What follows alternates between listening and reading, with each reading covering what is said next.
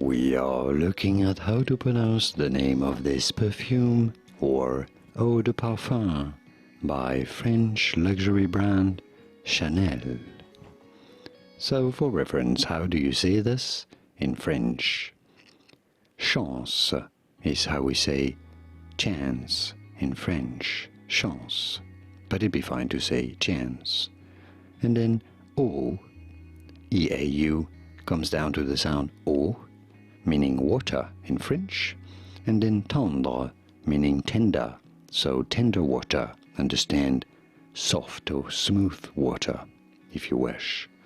So overall, chance Eau Tendre, but it'd be fine in English, you can call it chance or chance if you can. Eau Tendre, chance Eau Tendre is how you could say it in English from French. Chance Eau Tendre, or simply call it Chance by Chanel. And now you know it all. Did you get this? Was this any helpful? Let me know in the comments, and by using the like button. More videos on how to pronounce more interesting names from luxury and fashion. I'll see you there to learn more. Thanks for watching.